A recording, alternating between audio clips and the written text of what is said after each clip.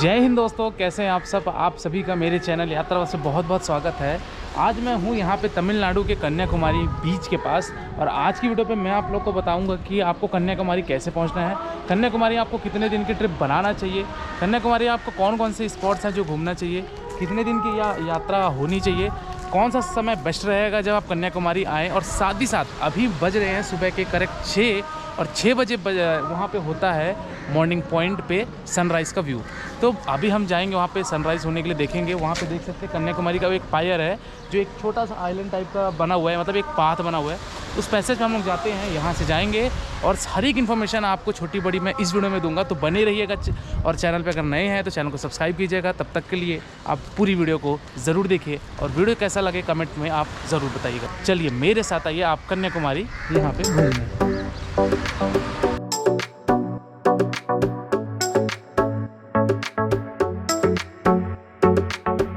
चलिए बात करते हैं कि अगर आप कन्याकुमारी घूमने आए हैं तो आपको कन्याकुमारी कैसे पहुंचना है। दोस्तों, कन्याकुमारी पहुंचने के लिए आपके पास 3 बड़े ऑप्शन हैं। सबसे पहले ऑप्शन की अगर मैं बात करूं वो है आपका बाई ट्रेन का। दोस्तों, अगर आप ट्रेन से आना चाहते हैं तो आपका नज़दीकी जो रेलवे स्टेशन है वो है आपका कन्याकुमारी का रेलवे स्टेशन। और यदि आपको कन्याकुमारी तक के लिए डायरेक्ट ट्रेनें मिल गई हैं तो वेल एंड गुड। अदरवाइज अगर आपको ट्रेन नहीं मिलती है वहाँ तक के लिए तो फिर आप वहाँ के एक दूसरे स्टेशन पर आ सकते हैं, और वो है वहाँ का नागरकोइल जंक्शन, जो कि कन्याकुमारी से लगभग 16 किलोमीटर की दूरी पे ये डिस्टेंस पड़ती है नागरकोइल जंक्शन। तो आप नागरकोइल जंक्शन आकर भी सामने यहाँ से आपको टैक्सी मिलेगी, तो यहाँ से आप टैक्सी हायर कीजिए, तो ऑटो टैक्सी के द्वारा आप पहुँच सकते हैं यहाँ के कन्याकुमारी। तो दोस्तों, ये था पहले ऑप्शन की बात कि आपको अगर कन्याकुमारी आना है तो आप बाई ट्रेन कैसे आ सकते हैं। चलिए दोस्तों, हम बात करते हैं दूसरे ऑप्शन की, वो है आपका बाई बस का। दोस्तों, अगर आप बस के माध्यम से आना चाहते हैं तो आपको डायरेक्ट कनेक्टिविटी देखने को मिल जाएगी। त्रिवेंद्रम, रामेश्वरम, मदुरई, कोच्चि, एर्नाकुलम, इन सब शहरों से आपको डायरेक्ट कनेक्टिविटी देखने को मिलेगी। कन्याकुमारी के लिए आपको बसेस अवेलेबल हो, चाहे वो स्टेट ट्रांसपोर्ट की बस हो, चाहे वो आपकी प्राइवेट बसेस हो।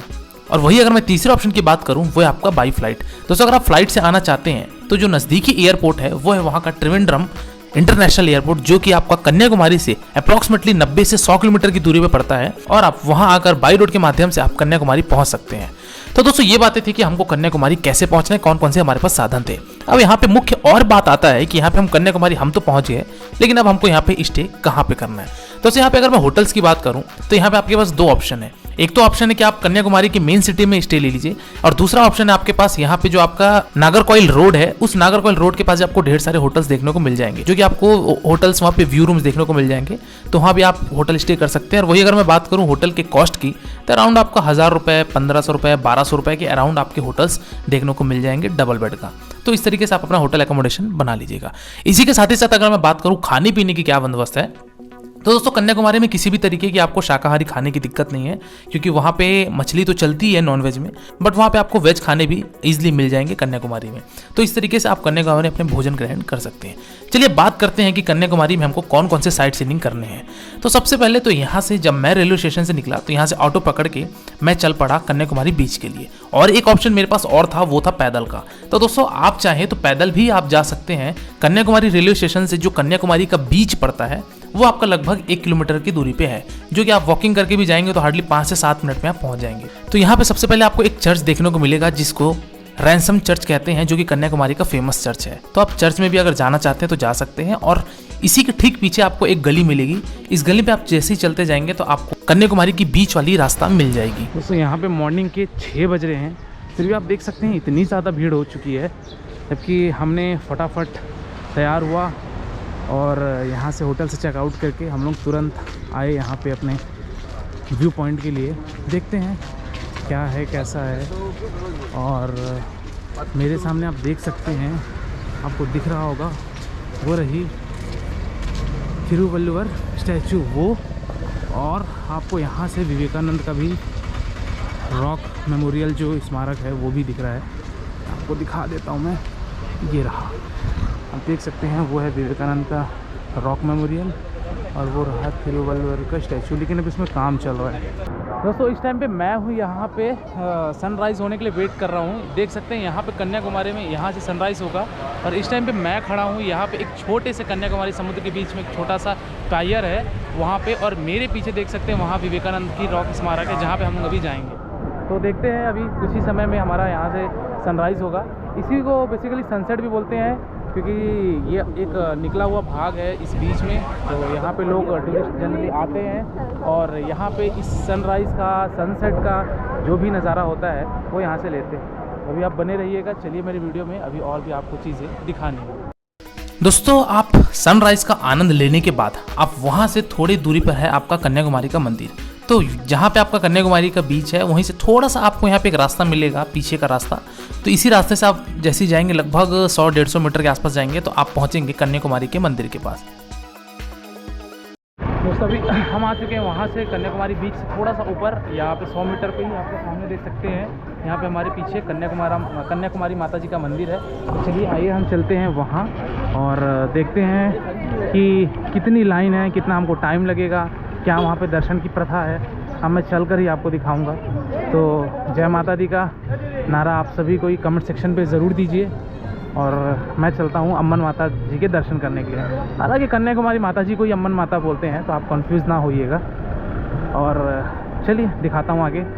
मंदिर के अंदर शायद कैमरा मोबाइल तो नहीं ले जाने दिया जाएगा, हर मंदिर का यही रूल है, पर देखते हैं क्या है कैसा है। ओके, ये मंदिर का मुख्य द्वार है, यहीं से मंदिर के लिए जाते हैं। जय माता दी। 2 स्टैंड है, यहाँ पे आप जूते चप्पल देकर टोकन प्राप्त कर लीजिए। तो दोस्तों, यहाँ पे आप सबसे पहले जूते चप्पल रख दीजिए, आपको एक टोकन देगा। टोकन देने के बाद उस टोकन को आप संभाल के रखिए, जो कि निःशुल्क होता है, और वापस आते टाइम आप अपने टोकन देकर जूते चप्पल वापस ले सकते हैं। तो जूते चप्पल हमने उतार दिए दोस्तों। अब यहाँ पे लिखा हुआ है देवी कन्याकुमारी टेम्पल। तो चलिए आइए यहाँ से अंदर प्रवेश लेते हैं और आगे चल के आपको दिखाता हूँ। जय माता दी। उससे यहाँ पे 2 लाइन है, एक वहाँ से जो लाइन जा रही है वो नॉर्मल लाइन VIP लाइन है, और ये वाली जो लाइन जा रही है ये आपकी नॉर्मल लाइन है। नॉर्मल लाइन में थोड़ी सी भीड़ है, पर कोई नहीं, हम तो नॉर्मल लाइन से ही दर्शन करेंगे माता जी के। अभी इतनी दूर आए हैं तो धैर्य तो बनाना पड़ेगा। और वो वहाँ पे जो जा रही है वो VIP पास की लाइन है, तो वहाँ से VIP लोग जा रहे हैं। तो दोस्तों, हम दर्शन लाइन में लगने के बाद हम यहाँ का कैंपस देखें। ये रहा आपका कन्याकुमारी टेम्पल का कैंपस, जो कि आपको सामने वो जो गुंबद दिख रहा है वही मंदिर है। और यहाँ पे ये लाइन आपको देखने को मिलेगी। मेरी जो दर्शन हुई, लगभग 1 घंटे मुझे दर्शन लाइन में लगा। मैं सुबह के वक्त में लगा था, लगभग 8 बजे के आसपास, और 9 बजे तक मेरी दर्शन हो गई। मैं बात करूं इसी के साथ ही साथ कि जो सबसे बेस्ट टाइम होता है कन्याकुमारी में आने का, जहां पे आपको ज़्यादा भीड़ देखने को ना मिले, वो तो ये है कि आप नवरात्रि का पर्व छोड़ दीजिए, वीकेंड का पर्व छोड़ दीजिए, उसके बाद आप कभी भी आइए, आपको ज़्यादा भीड़ देखने को नहीं मिलेगी। ये रहा दोस्तों यहाँ पे कन्याकुमारी का अन्न छत्र मंडपम बोला जाता है, जहाँ पे यहाँ पे निःशुल्क आपको लंगर प्रोवाइड करते हैं। तो यहाँ पे आप भोजन ग्रहण कर सकते हैं। हालांकि यहाँ पे अभी जो मैं आया हुआ था तो ये बंद था, लेकिन कुछ ही समय पे चालू होने वाला है। और मंदिर के ये ठीक पीछे साइड में आपको ये अन्न छत्र मंडपम देखने को मिलेगा। तो यहाँ आगे आप भोजन ग्रहण कर सकते हैं, लेकिन अभी फिलहाल के लिए बंद था। तो इस तरीके का आप यहाँ पे अपना दर्शन कीजिए।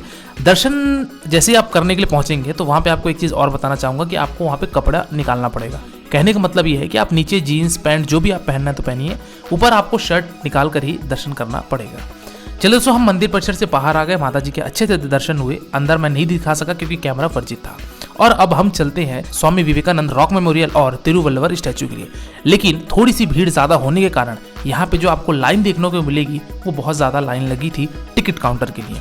अगर बात की जाए यहाँ पे टिकट की जो प्राइस होती है, तो वो आपका स्वामी विवेकानंद रॉक मेमोरियल और तिरुवल्लवर स्टैचू जाने के लिए आपका 50 रुपये पर हेड होता है। और इसी आप कहना चाहिए कि यहाँ से जाएंगे आप गेट से, जो कि आपका ये सामने देख रहे हैं। और इतनी लंबी कतार थी कि हमको लगभग 2 घंटे सिर्फ टिकट के लिए लाइन लगना पड़ा। और अगर आप VIP पास से जाएंगे तो VIP पास का जो टिकट होता है वो 200 रुपये होता है पर हेड। तो आप इस तरीके के आप VIP पास से भी जा सकते हैं और आप नॉर्मल लाइन से बच सकते हैं। तो आप तिरुवल्लवर स्टैचू जाइए, वहाँ आप विवेकानंद जी के दर्शन कीजिए, वहाँ का रॉक मेमोरियल पूरा देखिए, और साथ ही साथ उसी के बगल में आपका बना हुआ है तिरुवल्लवर स्टैचू, उनका भी आप देख सकते हैं स्टैचू। तो इस तरीके का दोस्तों आपका ये कन्याकुमारी का साइट सीनिंग कवर होता है। और भी 1-2 साइट सीनिंग है जो कि सिटी से थोड़ा सा 5-7 किलोमीटर की दूरी पे है, तो वहाँ पे आप ऑटो टैक्सी बुक करके आप वो सब भी विजिट कर सकते हैं। और अगर मैं बात करूँ कि ऑटो टैक्सी का कॉस्ट कितना लगेगा लोकल साइट सीनिंग करने के लिए, तो ऑटो टैक्सी वाला दोस्तों आपको 500-600 रुपीज़ लेता है और आपको वो सिटी टूर करवा देगा कन्याकुमारी का। तो इस तरीके से कन्याकुमारी कहना चाहिए कि अगर आप मॉर्निंग में पहुंचते हैं तो 1 नाइट सफिशिएंट है आपको कन्याकुमारी को घूमने के लिए। 1 नाइट स्टे करने के बाद अर्ली मॉर्निंग आप अपनी डिपार्चर ले लीजिए, या फिर अगर आपकी रात में ट्रेन है 10 बजे 11 बजे के आसपास, तो आप वहां से अपनी डिपार्चर ले सकते हैं कन्याकुमारी से या फिर नागरकोइल से। चलिए दोस्तों, बात करते हैं कि आपको कन्याकुमारी ये यात्रा करने के लिए एक व्यक्ति का कुल खर्चा कितना लग जाएगा। तो दोस्तों अगर आप 1 नाइट का स्टे बनाते हैं और एक आप मॉडरेट होटल में रुकते हैं तो आप मान के चलिए कि आपका एक व्यक्ति का जो कुल खर्चा लगेगा वो हार्डली आपका 1000 रुपये लगेगा, क्योंकि 1000 रुपये में आप स्टे भी कर लेंगे, रह भी लेंगे और आपका साइट सीइंग भी हो जाएगा। तो इस तरीके से आप कहना चाहिए कि 1000 रुपीज़ लेके चलिए, मैक्सिमम टू मैक्सिमम 1500 लगेगा एक आदमी का, और आप कन्याकुमारी की साइट सीइंग को कर लेंगे। इस फेयर में दोस्तों मैंने आपके किसी भी तरीके की ट्रेन की टिकट, फ्लाइट की टिकट को ऐड नहीं किया है। इस फेयर में मैंने केवल और केवल आपके कन्याकुमारी से कन्याकुमारी तक होने वाले खर्चे को बात किया है, अगर आप 1 नाइट का स्टे बनाते हैं तो दोस्तों ये था आपका कन्याकुमारी यात्रा का संपूर्ण वर्णन। इसके बाद भी दोस्तों अगर आपको कोई डाउट है या फिर अगर आपके मन में कोई प्रश्न है तो आप मेरे इंस्टाग्राम यात्रावश आईडी में विजिट करके जो भी आपको प्रश्न है वो मुझसे पूछिए। डेफिनेटली आपको मेरे द्वारा या मेरी टीम के द्वारा आपको रिप्लाई दिया जाएगा, और आप किसी दूसरी वीडियो में खो जाएं और उस पर क्लिक करें इससे पहले आप मेरे चैनल यात्रावश को सब्सक्राइब कीजिए। आज की वीडियो में दोस्तों फिलहाल इतना ही, मिलते हैं फिर एक नई वीडियो में एक नई यात्रा के साथ, एक नए विषय के साथ। तब तक के लिए शुक्रिया, जय Hind, wish you safe, comfortable and happy journey.